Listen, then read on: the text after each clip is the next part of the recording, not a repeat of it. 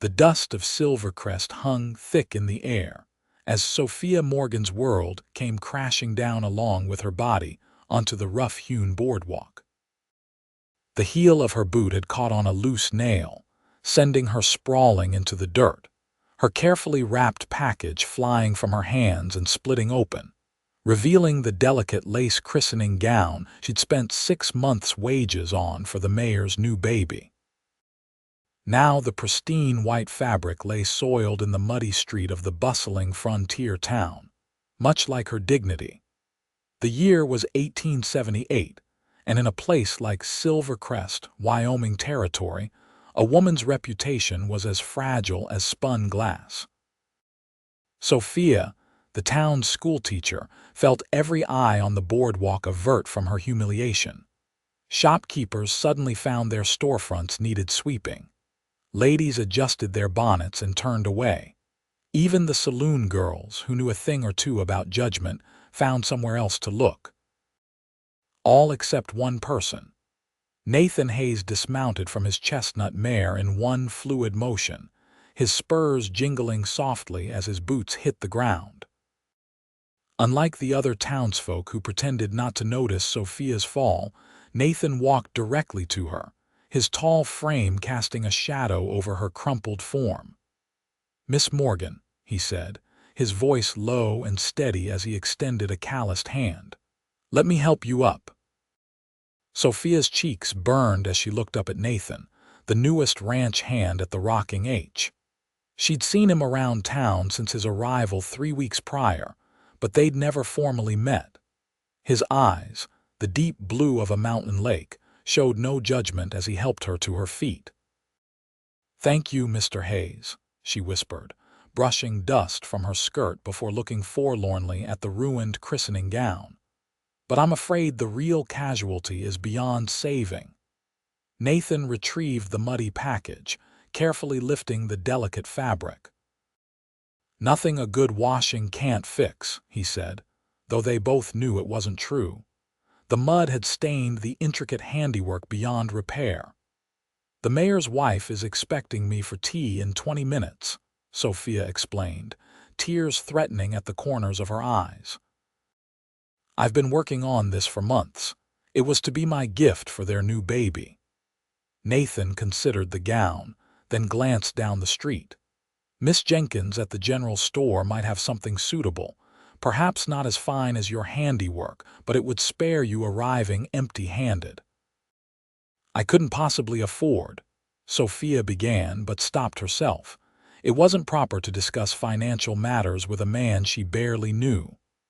"Allow me," Nathan said, reading her thoughts. "Consider it my welcome to Silvercrest contribution." Sophia studied him, this cowboy who had stopped while everyone else looked away. "Why would you do that, Mr. Hayes? You don't know me." A small smile played at the corner of his mouth. "Perhaps I'd like to." At the general store, Miss Jenkins raised an eyebrow at the mud-splattered pair, but, after a quiet word from Nathan, produced a modest but lovely baby blanket from behind the counter. "It's not as fine as what you had in mind," Nathan told Sophia as she admired the soft wool, "but it'll keep a baby just as warm." "It's perfect," she said, touched by his kindness. As Miss Jenkins wrapped the blanket, Sophia turned to Nathan. "Mr. Hayes, Nathan, please." "Nathan," she corrected herself, the name feeling strangely intimate on her lips. "I don't know how to thank you." "Have dinner with me," he said without hesitation. "Tomorrow night at the Silver Spur. I hear Mrs. Wilson's stew is the best this side of the Mississippi." Sophia hesitated. Unmarried women didn't dine alone with men in Silvercrest, not without causing talk, and there had been enough talk about Sophia Morgan to last a lifetime. "I can see you're considering all the reasons to say no," Nathan said, his voice gentle. "But I'm just asking for a meal and conversation, Miss Morgan, nothing that would harm your standing in town." "It's not that simple," she replied, lowering her voice. "In a town like this, everything a woman does is scrutinized, especially a schoolteacher." Nathan nodded, understanding in his eyes. Then perhaps a picnic Sunday after church, in full view of the congregation, of course. Sophia couldn't help but smile at his persistence. You're determined, aren't you? Only when something's worth being determined about. The simple sincerity in his voice made her heart flutter unexpectedly.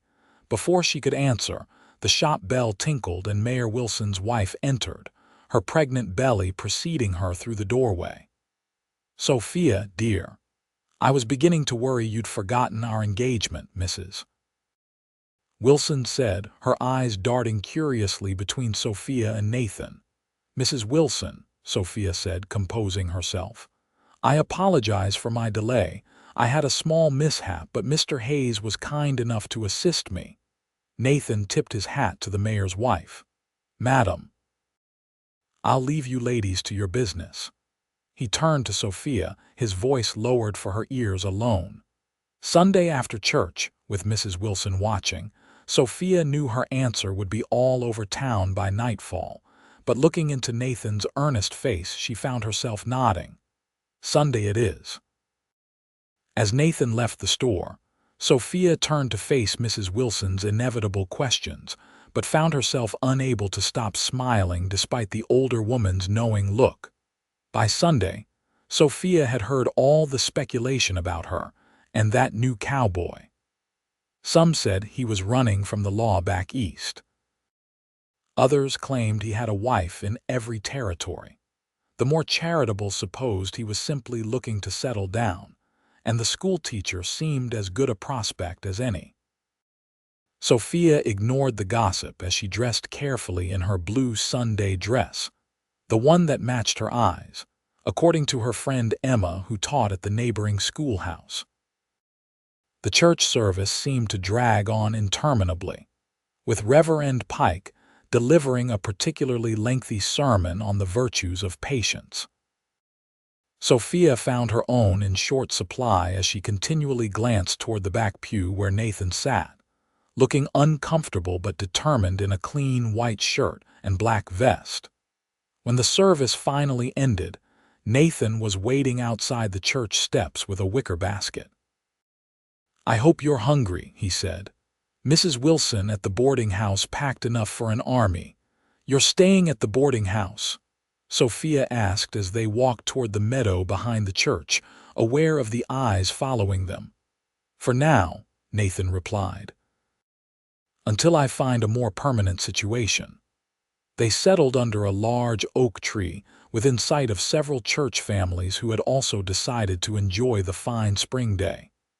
Nathan spread a blanket and began unpacking the basket: fried chicken, biscuits, apple pie, and a jar of lemonade. This is quite the feast, Sophia said, accepting a tin plate. I may have mentioned I was trying to impress a lady, Nathan admitted, a slight flush creeping up his neck. Sophia laughed, surprising herself with how easy it felt to be with him. And are you trying to impress me? Is it working?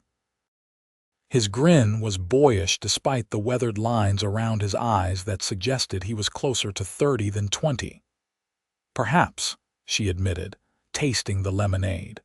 But I still know very little about you, Mr. Hayes. What brings a man like you to a town like Silvercrest? Nathan took his time answering, carefully selecting a piece of chicken. I've been drifting since the war, working ranches from Texas to Montana. Figured it was time to put down some roots. The war? You fought? Sophia asked, trying to calculate his age. He would have been young, perhaps too young. Joined up in '64, last year of fighting. Lied about my age. I was 16.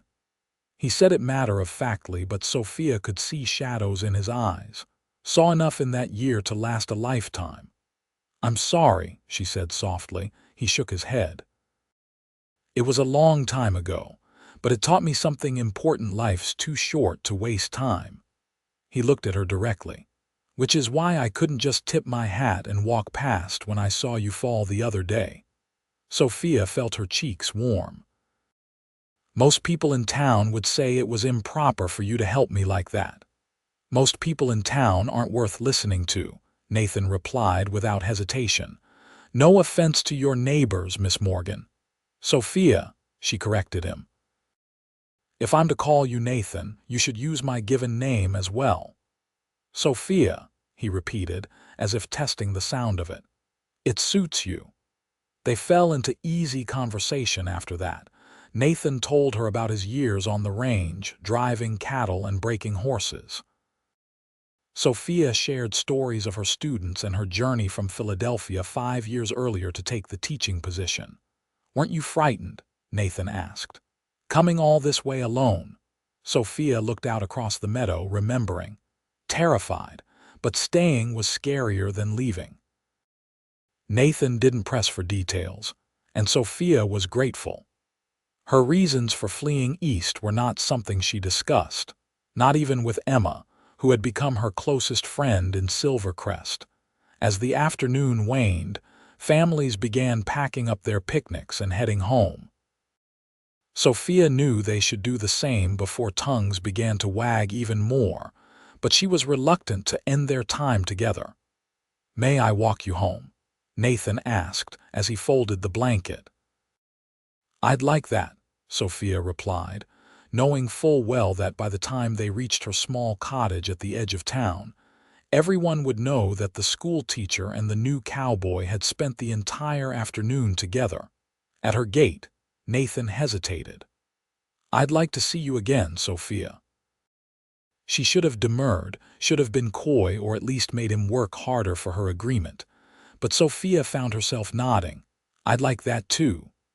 His smile was worth whatever gossip might come her way. Tomorrow, I finish at the ranch around sundown. I'll expect you for supper, she said impulsively.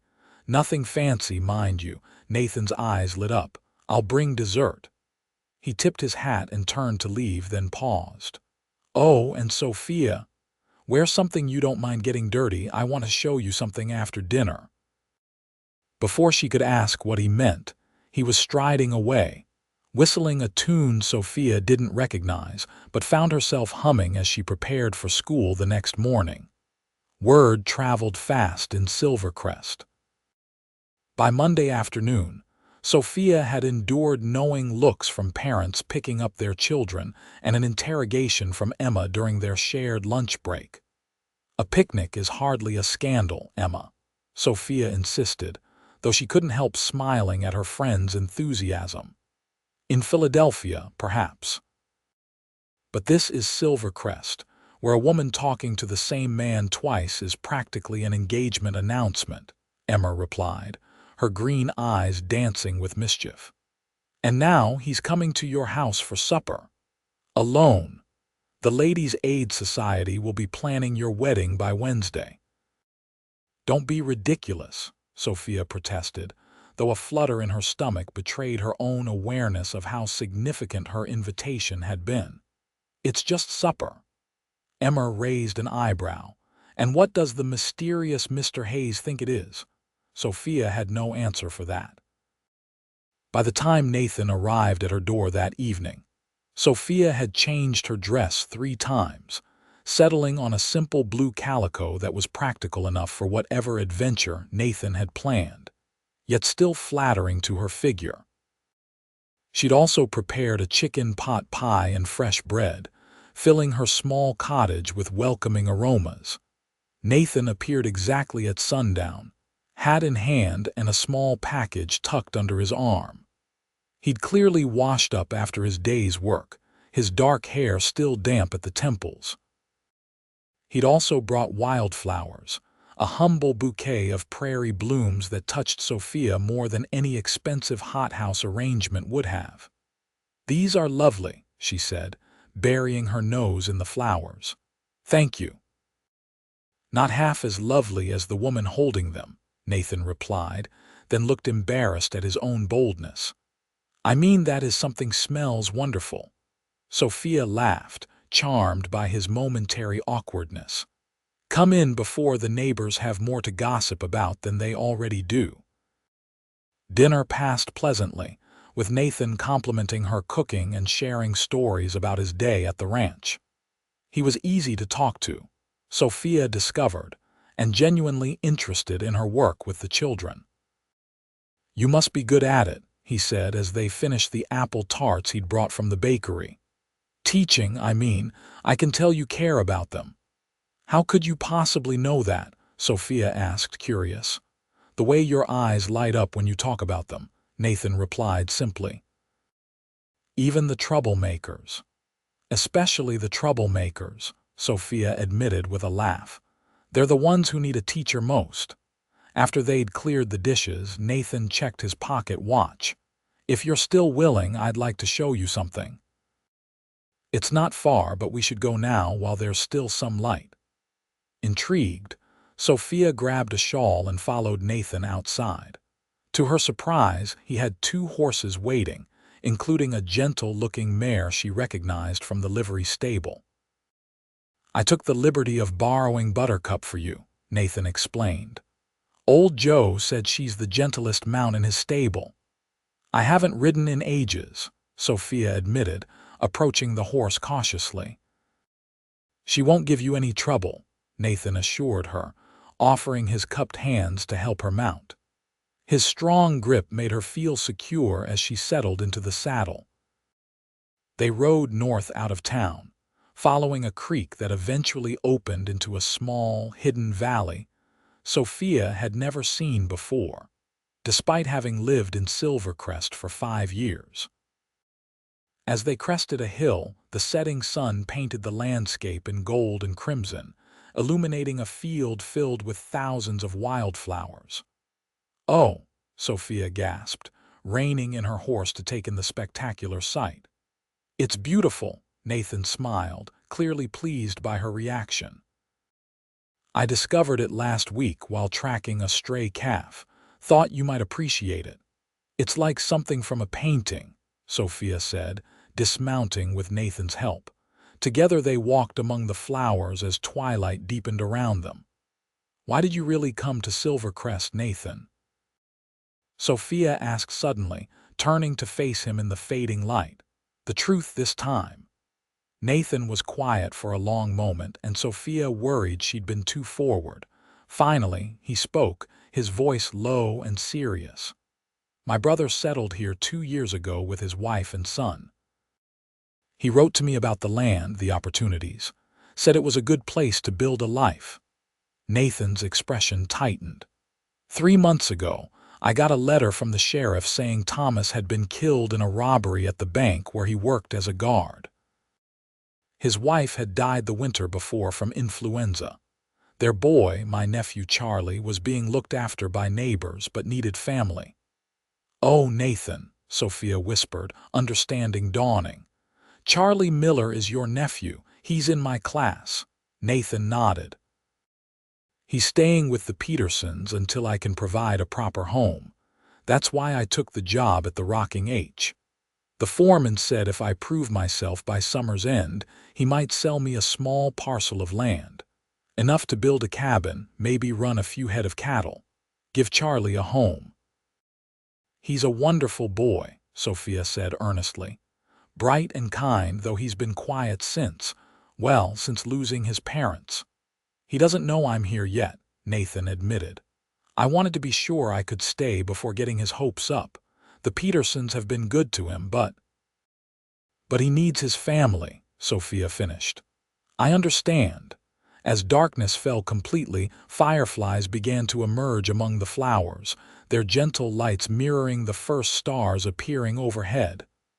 I should get you back, Nathan said reluctantly. People will talk. People always talk, Sophia replied, finding herself strangely unconcerned. But thank you for sharing this place with me, and for trusting me with the truth about Charlie. Nathan helped her back onto Buttercup, his hands lingering slightly longer than necessary at her waist. Thank you for listening.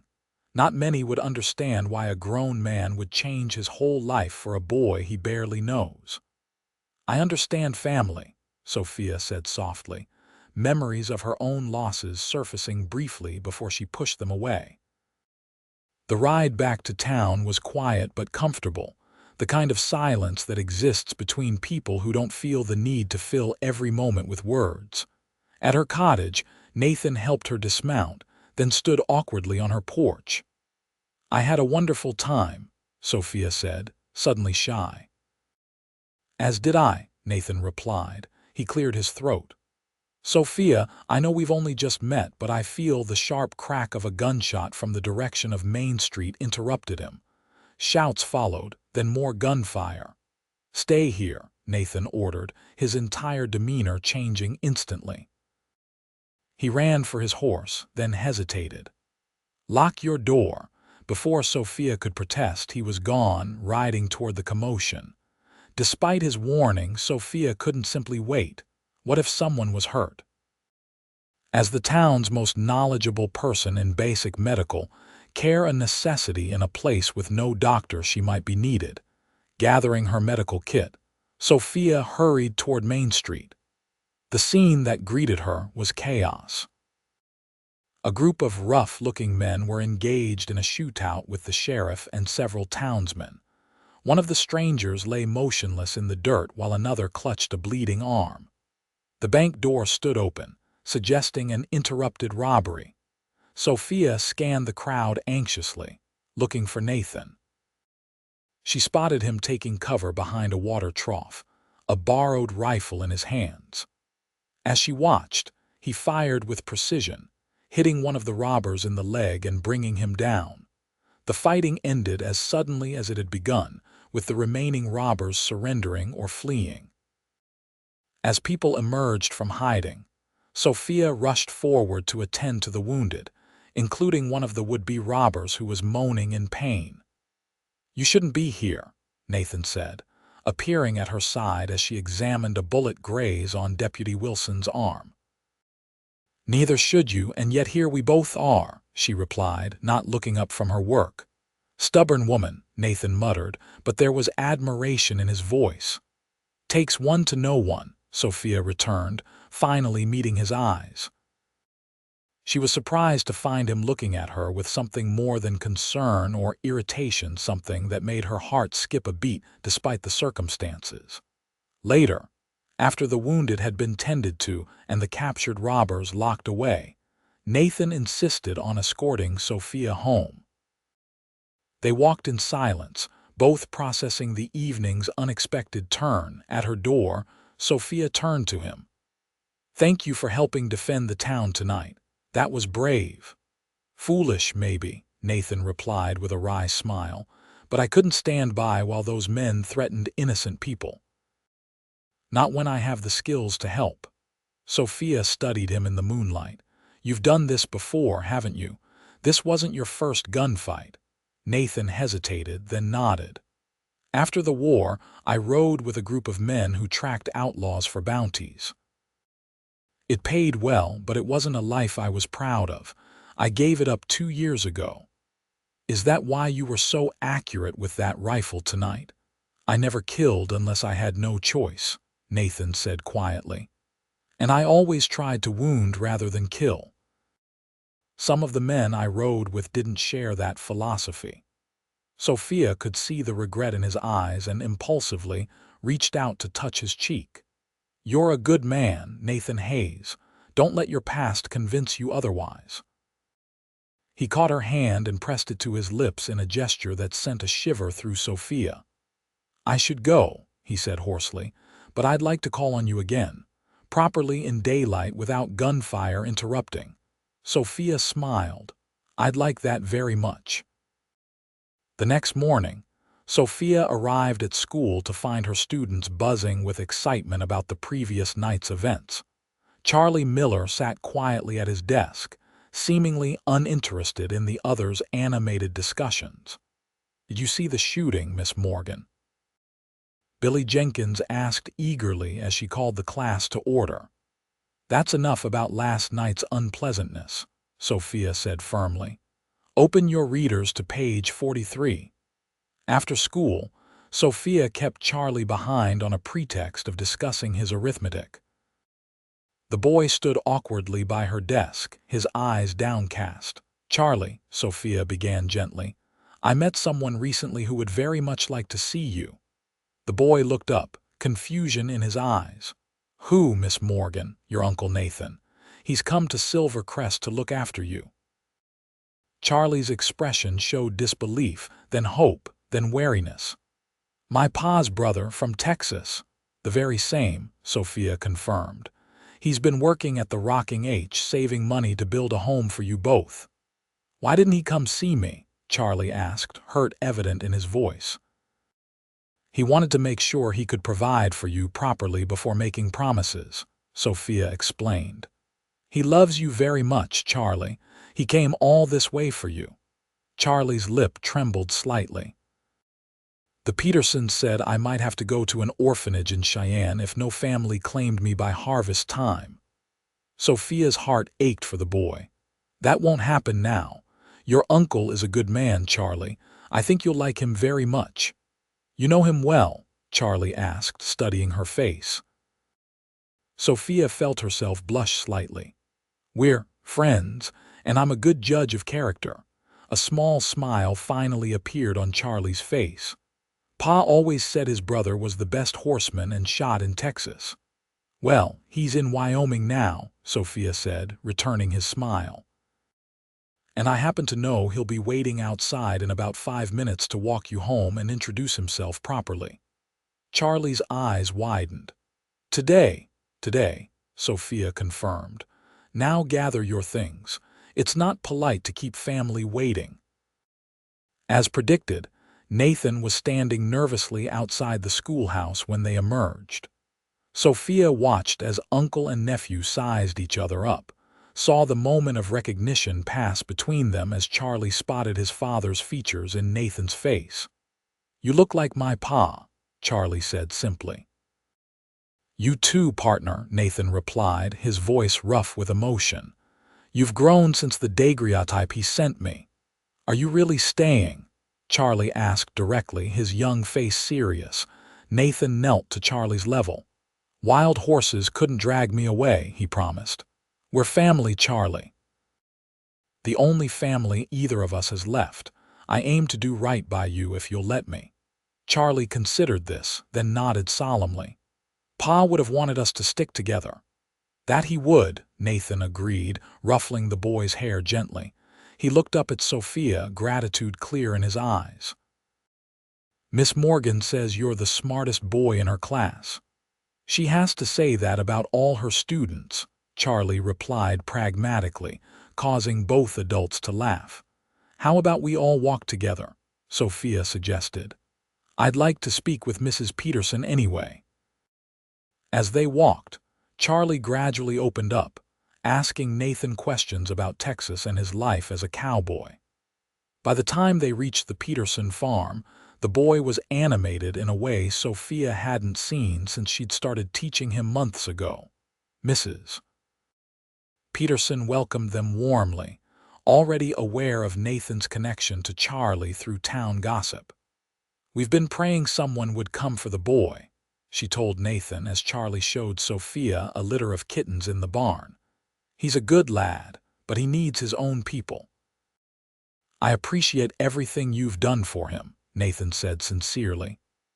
I hope to have a place of our own by fall, but until then, he stays right here with us, Mrs. Peterson assured him. But you're welcome to visit anytime, take him riding, fishing, whatever builds your bond. That boy needs a man to look up to. Leaving Charlie with promises to return the next day, Nathan walked Sophia back toward town in the golden light of late afternoon. Thank you, he said simply, for preparing Charlie for being there. He's a special boy, Sophia replied. And seeing you two together, it's clear you're meant to be family. Nathan stopped walking, turning to face her. Sophia, there's something I need to say, and I'm not sure how to say it except plainly. I know we've only just met, but I feel a connection to you that I can't explain. Maybe it's too soon to speak of such things, but after last night's shootout, I realized life's too uncertain to waste time being cautious. Sophia's heart raced as she looked up at him. What are you saying, Nathan?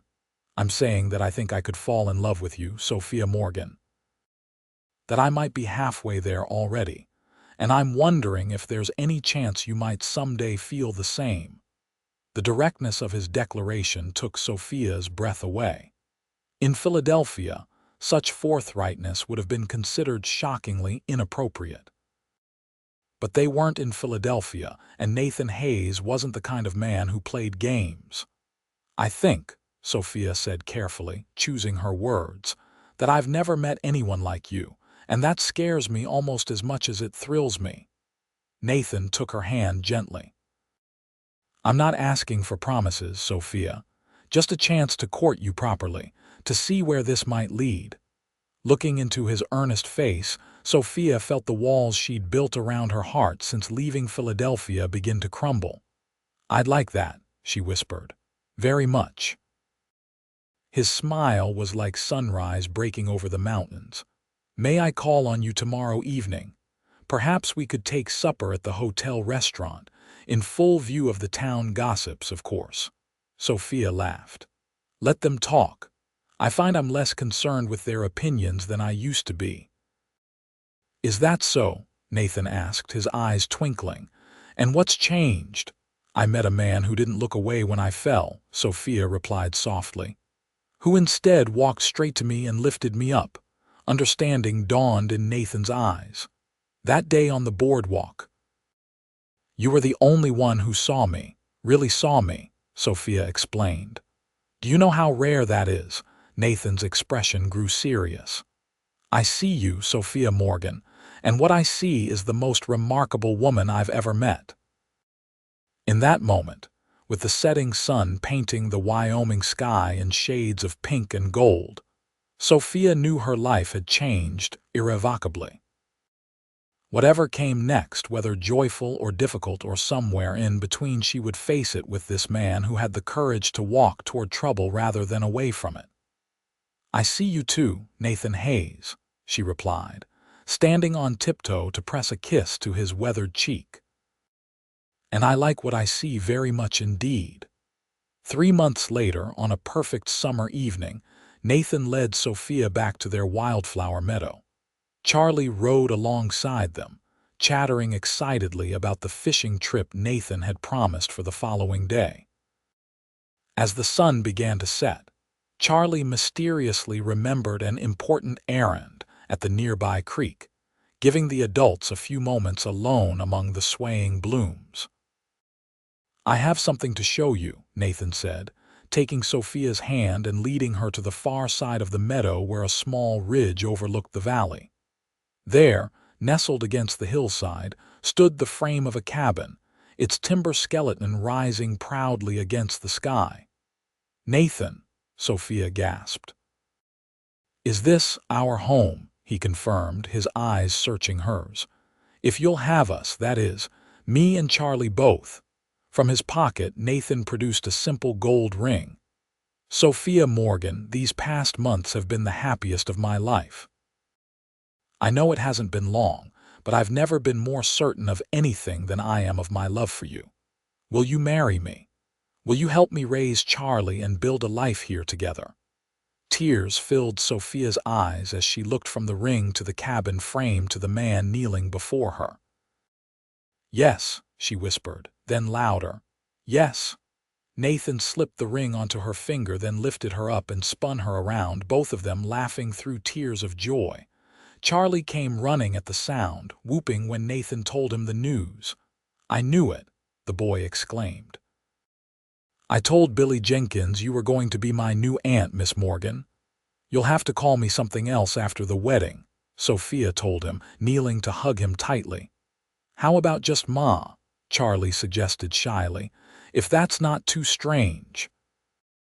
Sophia's heart overflowed as she looked at the boy and the man who had become her family. "Nothing would make me prouder," she said, her voice thick with emotion. As the three of them stood together in the meadow, arms around each other while fireflies began their evening dance among the wildflowers, Sophia thought about the day she had fallen on the boardwalk. How one moment of embarrassment had led to the greatest happiness she had ever known. All because a cowboy had the courage to walk toward a woman in need when everyone else looked away. Sometimes, Sophia realized, falling was the best thing that could happen to a person, especially when the right hands were there to lift you up.